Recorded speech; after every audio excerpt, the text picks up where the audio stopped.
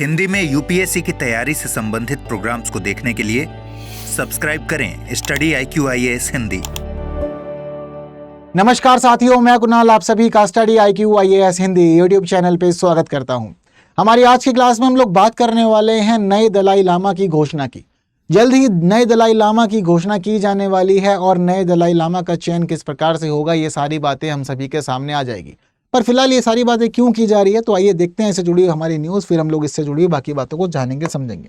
तो हमारी न्यूज़ का कहना है Dalai Lama likely to name spiritual successor during 90th birthday celebrations in July this year, says Central Tibetan Administration leader।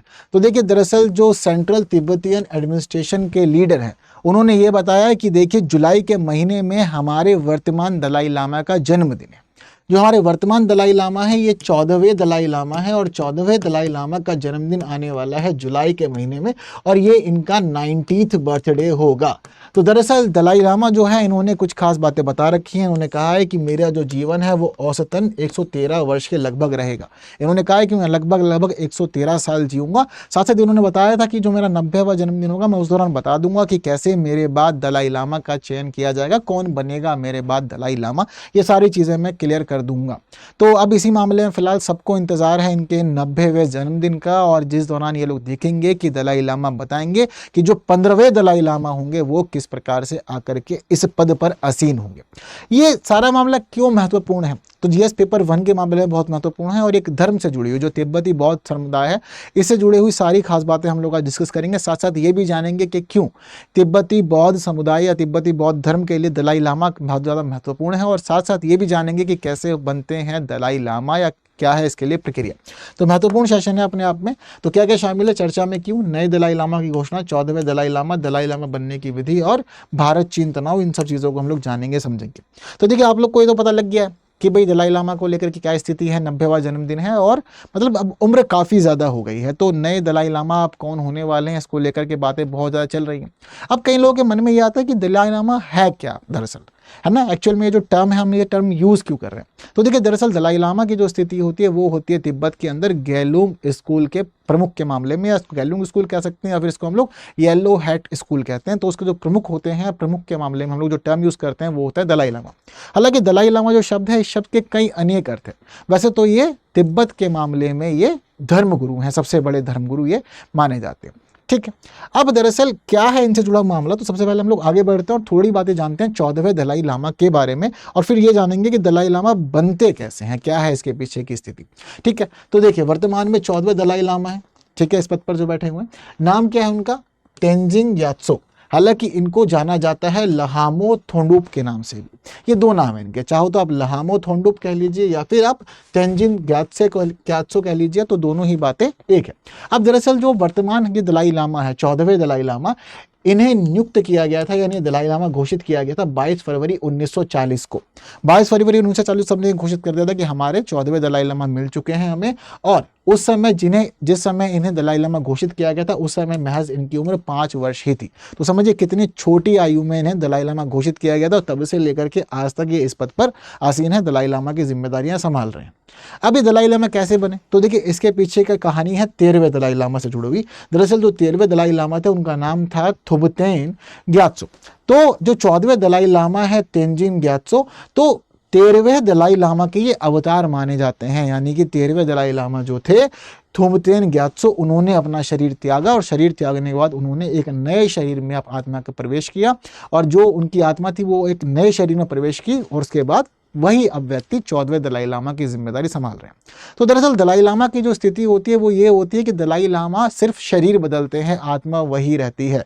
तो जो इनकी आत्मा थी बस वो केवल शरीर बदलने का काम करती है, और उसके बाद फिर जो व्यक्ति रहता है, व्यक्ति को ढूंढा जाता है, ढूंढ करके इस पद पर नियुक्त किया जाता है, वही स्थिति यहाँ पर। ठीक है, तो 1937 में जब तिब्बत के धर्मगुरुओं ने दलाई लामा को देखा तो पाया कि वो 13वें दलाई लामा थुबतेन ग्यात्सो के अवतार हैं। तो ये सारा का सारा मामला 1937 में हुआ था, बट 1937 में सब कुछ होने के बाद भी 1940 में जाकर के इन्हें घोषित किया गया था कि ये हमारे दलाई लामा है। ठीक है, हालांकि जब कभी भी किसी व्यक्ति को देखा जाता है या ऐसा महसूस होता है कि यही अवतार हैं, तो तुरंत दलाई लामा घोषित नहीं किया जाता। एक टेस्ट होता है, उस टेस्ट को पास करने के बाद ही आपको दलाई लामा बनाया जा सकता है, अदरवाइज नहीं बनाया जा सकता। अब आप ये सोच रहे होंगे कि दलाई लामा दरअसल बनते कैसे और क्या है इसके पीछे की पूरी प्रक्रिया। तो आइए सबसे पहले प्रक्रिया समझते हैं, तब जाकर के दलाई लामा के बनाने की विधि आप लोग को प्रॉपर समझ में आएगी कि किस व्यक्ति को कब किस स्थिति में दलाई लामा बनाया जाता है। तो देखिए, दरअसल दलाई लामा की जो कहानी है वो जुड़ी हुई है मंगोलियाई पद से। दरअसल जो हम लोग शब्द यूज कर रहे हैं दलाई लामा, ये एक प्रकार का मंगोलियाई पद है और उसका अर्थ होता है ज्ञान का महासागर। दरअसल कहानी शुरू होती है 1357 से 1419 के बीच में। 1357 से 1419 के बीच में एक तिब्बत में धर्म गुरु थे और उनका नाम था जय शिखाम्पा। अब जय शिखाम्पा ने 1409 में एक स्कूल खोला और स्कूल को नाम दिया जेलंग स्कूल। अब जेलंग स्कूल के अंदर एक छात्र थे, जो छात्र बहुत ज्यादा होनहार थे, बहुत ज्यादा विद्वान थे, और छात्र का नाम था गेंदुन द्रुप। अभी जो गेंदुन द्रुप है, सबसे पहले यही बनते हैं पहले दलाई लामा। पर गेंदुन द्रुप जब पहले दलाई लामा बने तो उसके बाद से हम देखते हैं कि दलाई लामा को लेकर के जो पूरा का पूरी ये प्रक्रिया है, पूरे का पूरे जो ये चेन है, वो चेन यहीं से ही शुरू होती है। 1630 में, यानी कि 1630 के दशक में बौद्धों और तिब्बतियों के बीच नेतृत्व को लेकर के लड़ाइयाँ शुरू हो गई थी और इस पूरे के पूरे मामले को एक साथ करने का कार्य किया था पांचवें दलाई लामा ने, यानी कि वो इनको एकीकृत करने में सफल हो गए थे पूरी तरह से।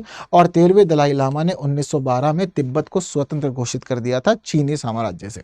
ये कुछ खास कार्य। तो दलाई लामा की प्रक्रिया जो थी, जो दलाई लामा का मामला, वो कब शुरू होता है? ये शुरू होता है पहले दलाई लामा के थ्रू, जिनका नाम था गेंदुन द्रुप। अब दरअसल क्या है कि इस पूरे मामले में कब कौन दलाई लामा बनेगा, उसके लिए पूरी की पूरी प्रक्रिया जो होती है वो किसी व्यक्ति को चुनने की नहीं है, ढूंढने की है। दरअसल कौन दलाई लामा होगा वो व्यक्ति चुना नहीं जाएगा। देखो, जनरली क्या होता है कि हम लोग जब धर्मों के अंदर अलग अलग स्थितियां देखते हैं उत्तराधिकारी को बनाए जाने के मामले में, तो ये पता लगता है कि जो गुरु होते हैं, जो धर्म गुरु होते हैं, जो सबसे प्रमुख गुरु होते हैं, वो अपने शिष्यों में से किसी सबसे ज्यादा बेस्ट शिष्य को चुनते हैं इस काम के लिए, जिम्मेदारी के लिए। तो गुरु को लगता है कि हाँ, मेरा सबसे बेस्ट शिष्य ये है, ये मेरी चीजों को आगे अच्छे से संभाल सकता व्यक्ति है। तो बाद में नाम अनाउंस कर दिया जाता है कि ठीक है, सब कुछ आप संभालो और आप आगे आओ। तो उसके बाद फिर पद इस प्रकार से चेंज हो जाता है।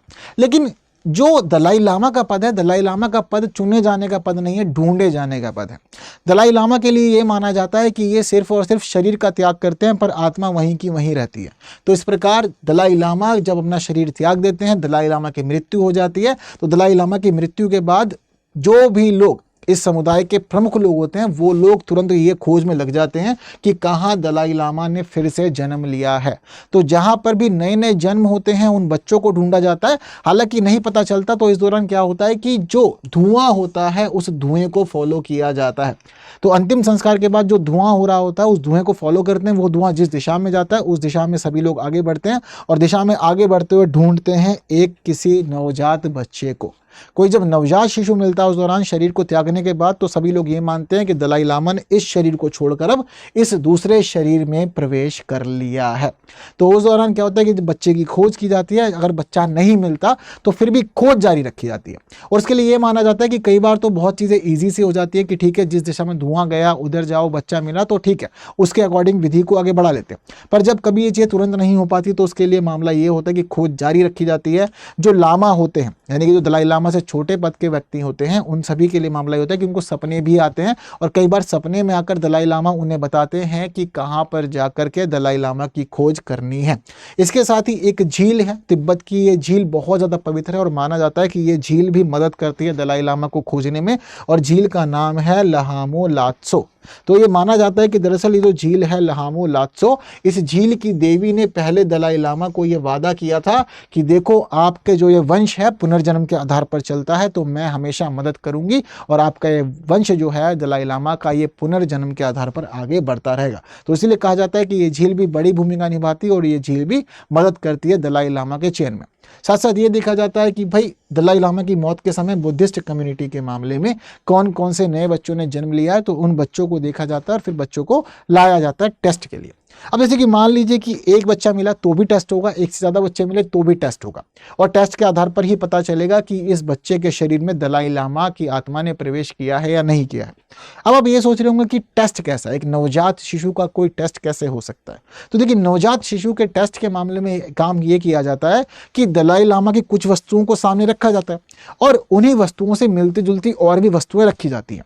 अगर बच्चा आगे बढ़कर दलाई लामा से जुड़ी हुई वस्तु को चुनता है तो ये माना जाता है कि इस बच्चे का जुड़ाव दलाई लामा से है, ये दलाई लामा से संबंधित है। लेकिन अगर वो किसी और वस्तु को चुन लेता है तो ये मान लिया जाता है कि इस बच्चे के शरीर में दलाई लामा नहीं है। तो इस दौरान यहीं पे देखा जाता है कि दलाई लामा से जुड़ी हुई वस्तु को चुनना मतलब आपके शरीर में दलाई लामा है, अगर आप किसी और वस्तु को चुन रहे हैं तो फिर दलाई लामा नहीं है।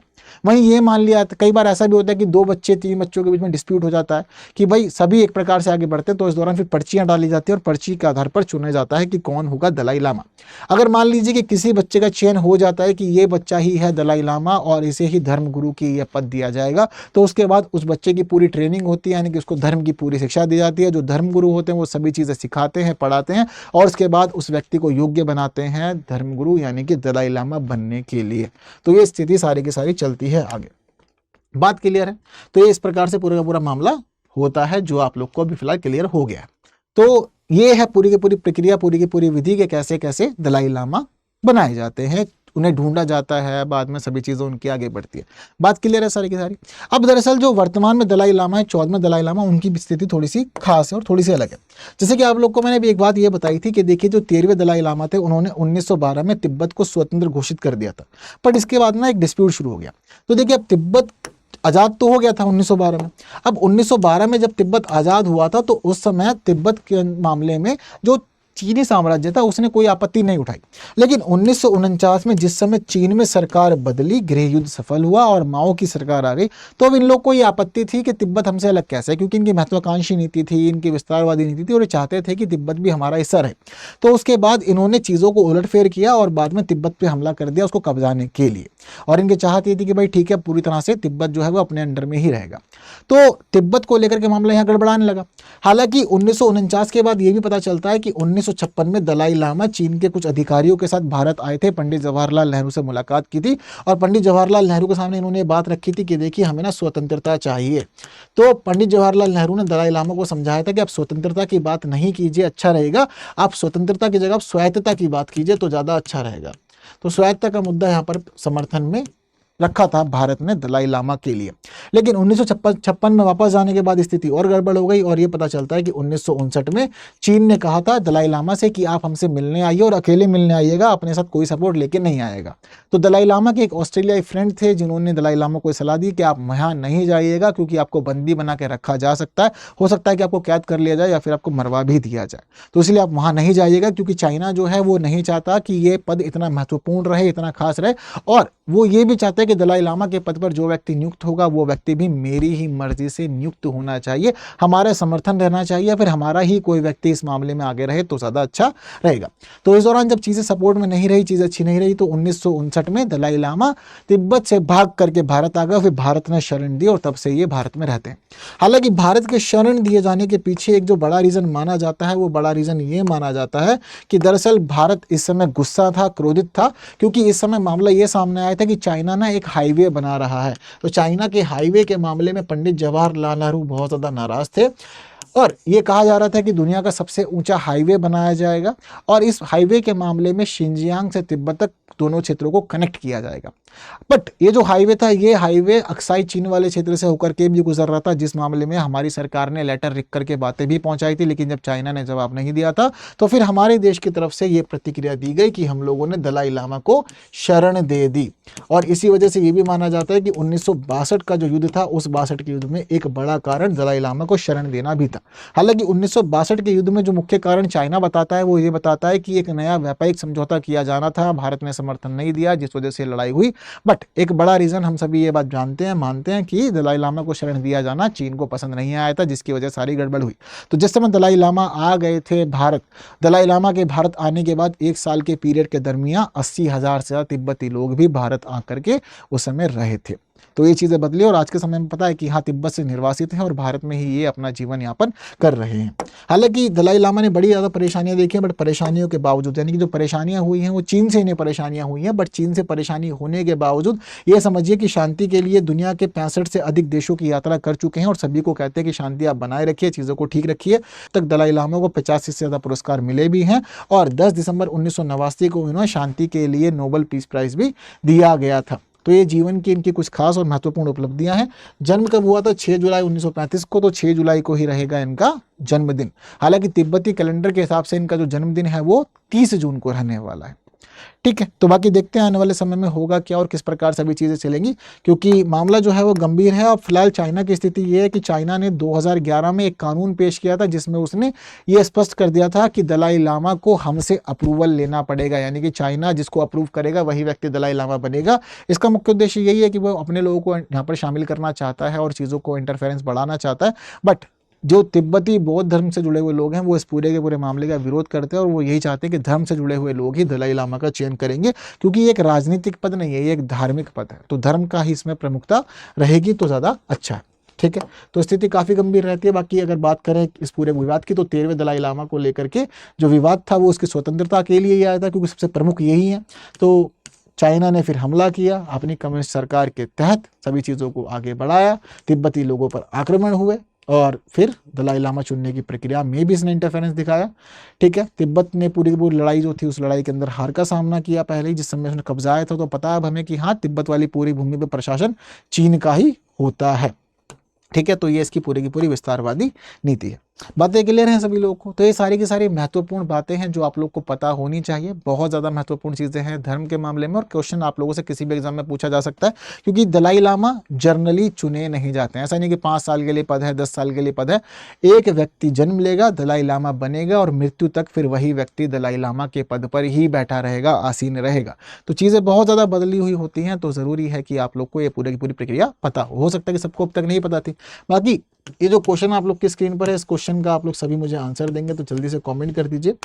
तो बस स्टडी IQ IAS हिंदी हमारा मेन प्लेटफॉर्म है जहां हम लोग मुलाकात करते हैं। बाकी हम मिल सकते हैं टेलीग्राम, इंस्टा, फेसबुक और एक्स पे। इस QR को स्कैन करके आप लोग पहुंच सकते हैं सीधा मेरे टेलीग्राम चैनल पे।